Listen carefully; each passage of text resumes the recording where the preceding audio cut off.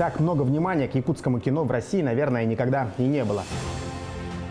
Якутское кино очень зритель-френдли. Я давний поклонник Степана Бурдашева. Это наш якутский Тарантино. Это вот та самая, такая мягкая сила, которую мы подразумеваем. И смотришь на одном дыхании. Запрос в мире на эту эстетику, на эту самобытность совершенно точно есть. Расцвет кинематографии Саха. Кинобум. Ровно неделю назад в общероссийский прокат вышел якутский фильм «Пугало». Его показывают в 80 городах страны. И за этой премьерой следят многие. Кинокритики, продюсеры, дистрибьюторы, режиссеры. Причем не только в Якутии, но и в Москве. Никто не понимал, пойдет ли российский зритель на авторское якутское кино. И от результатов проката буквально зависела судьба и всех остальных якутских релизов за пределами республики. «Пугало» за первые же выходные заработал 6 миллионов рублей. С бюджетом в 1,5 миллиона старт у ленты, скажем, неплохой.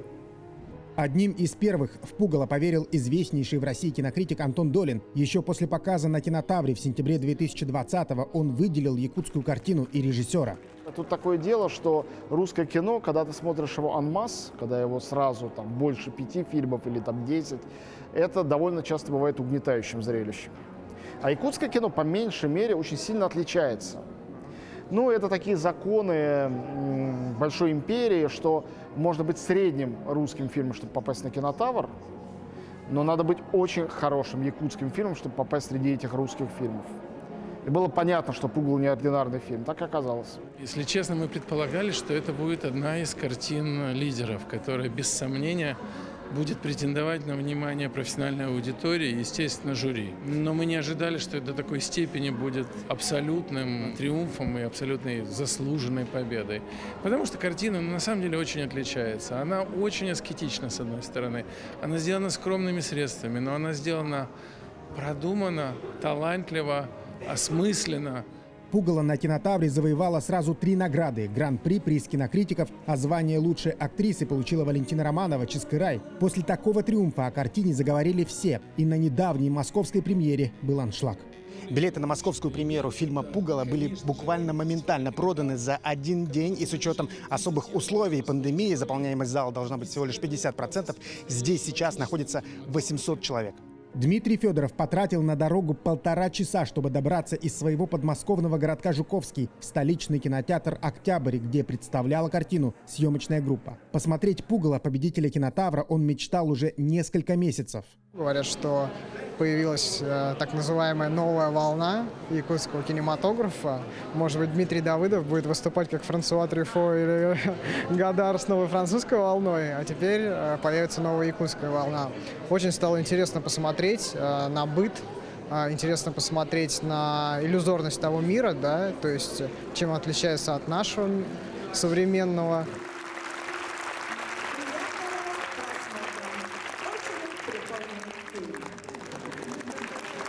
Это оригинальное кино, но снято на достаточно высоком уровне. И смотришь на одном дыхании, и чувствуешь, как будто ты находишься в этой атмосфере Якутии, живешь вместе с этой женщиной. Я 2 раза разрыдался. Там были несколько моментов, которые невозможно было смотреть без слез на глазах. Самое сильное впечатление это от игры актрисы, конечно, просто невероятное. Это очень сложный образ, очень сложно было его воплотить в жизнь, мне кажется. Актриса просто феноменальная, это большая находка. Сейчас очень даже расцвет кинематографии Саха. Кинобум. Мы же стремились. Мы же хотели показать свою кинематографию. Это же здорово. И показывает, как быт, как вот такой народ, оказывается, есть, с такой культурой. Это же увековечение. Оно остается, как история. Сегодня, после такого успеха, удивительно слышать, что в свой фильм режиссер Дмитрий Давыдов не верил. Конечно, это главный фестиваль в России. Якутское кино туда просилось очень давно. Я знаю то, что в 2013 году, в 2016, 2017 годах не принимали якутское кино туда. И вот в этом году приняли. Было, во-первых, волнение, то, что откажут. Но приняли в августе. Я так сомневался, стоит ли ехать вообще, тратить и силы, и ресурсы. В конечном итоге все-таки принял решение, что там надо быть, потому что я показываю не только себя, я показываю как бы за мной все якутское кино. Ребята, которые в будущем тоже будут выходить на Кинотавр, чтобы был какой-то отзыв о нас, какой-то авторитет. Якутскому кинематографу больше 20 лет, и на протяжении этих десятилетий, казалось, российская кинотусовка старательно не замечала фильмы, снятые на нашем севере. А почему все-таки якутскому кино сложно попадать на российские фестивали? Я боюсь, что здесь работают две вещи. Во-первых, никто не понимает, кто они, что у них за традиции, вообще чем они живут. А второе, это то, что якутское кино очень малобюджетное. У нас в качестве изображения звука иногда читается. А то, что на якутском языке картины, это тоже влияет? И это, конечно, проблема. Это как любой фильм на иностранном языке. Это же иностранный язык. Если переозвучить, это будет совершенно другое. А фильмы с субтитрами, это значит артхаус, якутский артхаус, ну это как-то уж совсем. И в какое-то время даже якутские фильмы не брали на российские фестивали, потому что они были сняты на республиканском языке, а не на федеральном.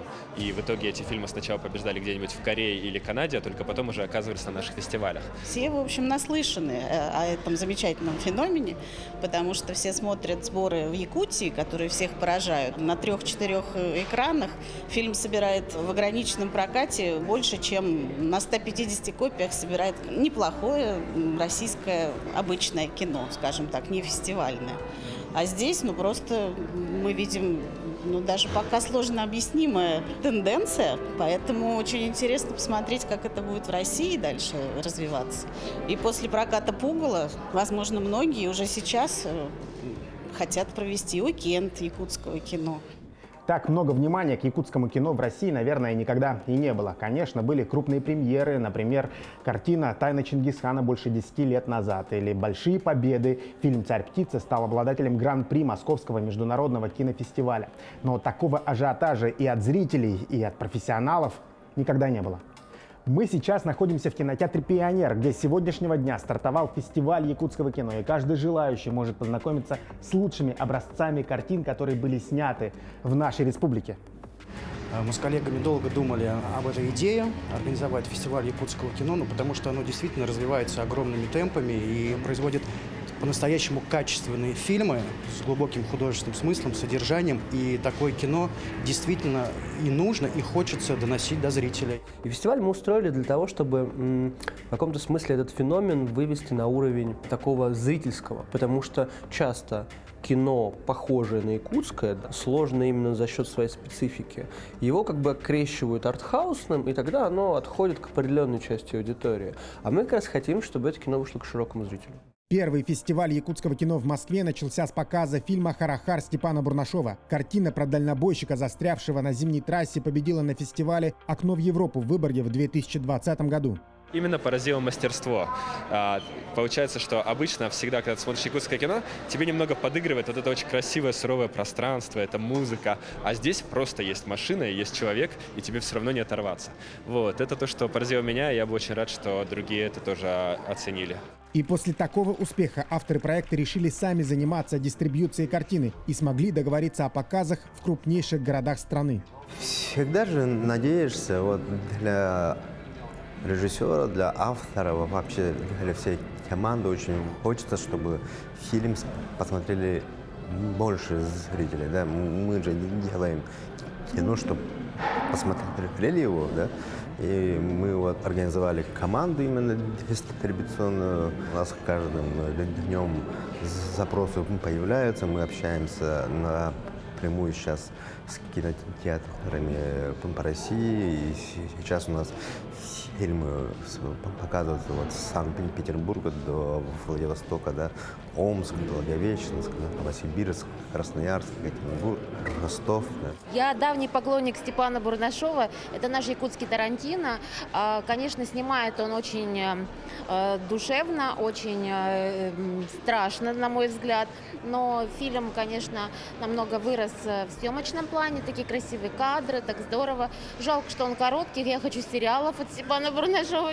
Я дико в восторге от всего этого. То есть просто потому, что это очень сильно и очень смело с точки зрения того, что минимализм и так все.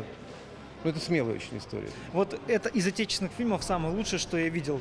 И я рад, что у меня есть Степан Бурнашев в друзьях. и я буду с ним переписываться в Фейсбуке. Может быть, я приеду в Якутию и бесплатно буду стажироваться. И рад то, что у нас помимо Москвы, мы же, многие москвичи не знают, что за МКАДом есть Якутия еще, снимается кинематограф. Спасибо вам, якуты, побольше вам сильных, хороших фильмов. Кстати, на российском прокате наши кинематографисты ограничиваться не намерены. Недавно, будто гром среди ясного неба, прозвучала новость, что якутский фильм «Ичи» Костаса Марсана готов покорять массового зарубежного зрителя. Две крупнейшие иностранные дистрибьюторские компании будут продвигать картину по всему миру. В каких-то странах будет кинотеатральный показ, но точно могу сказать, что онлайн-стримингах и телевидениях везде будут показываться, в том числе и на кабельных каналах, и на спутниковых каналах, и на авиасамолетах и прочее. «Ичи» — это мистический триллер. По сюжету молодая семья поселяется в местах, где когда-то произошло страшное событие. И новоселы сталкиваются с ужасом из прошлого. Бюджет фильма — 26 миллионов рублей. Для съемок были привлечены специалисты из Москвы и Петербурга. Причем некоторые технологии в якутском кино применялись впервые. Впервые для истории якутского кино привлечен профессиональный гафер. Гафер — это кто? Человек, который ставит свет. Понимаешь? А до этого что, просто самостоятельно, что ли, так? До этого сами операторы ставили. Мы то же самое делали на «Мой убийца», например. К этому фильму мы подошли уже очень подготовленно, очень серьезно. Можно ли уже выделить какую-то тенденцию общую для якутского кинематографа? Их множество, этих тенденций. Якутское кино очень зритель-френдли, оно обращено к зрителю, правда, к якутскому прежде всего. Якутские фильмы не знают четкого разделения между арт-кино и развлекательным кино. Иногда совершенно развлекательный жанровый фильм может содержать в себе вполне глубинные идеи. И наоборот, авторское кино может быть довольно увлекательным. Нет вот этой вот пропасти. Якутское кино очень сильно связано с природой, как и вообще якутский народ. Ну и, наконец, магия, волшебство, мифология. Для якутского кино это тоже естественная среда. Еще одна вещь, которая очень радует в якутском кино, это то, что фильмы никогда не привязаны к хронометражу. То есть обычно, когда ты снимаешь кино для проката, да, ты думаешь, там, 2 часа, 90 минут. А вот здесь автор как чувствует историю, так он ее и рассказывает. И в итоге действие никогда не проседает, ты никогда не чувствуешь пустоты. Ты всегда ощущаешь, что вот человек рассказал историю именно так, как он считал нужным ее рассказать. Сегодня эксперты все чаще рассуждают на тему феномена якутского кино и сходятся во мнении, что якуты просто любят и умеют рассказывать истории. Это в крови, ведь долгое время олонхо, искусство рассказа, было единственным развлечением и культурной традицией. Каждая семья с нетерпением ждала прихода олонхосута в свой дом. Теперь можно сказать, что современные якутские режиссеры – это продолжатели тех древних традиций олонхо. И мы следим за увлекательными историями из жизни, рассказанными уже с экранов. Максим Кардозу, Виктор Олесов, Москва.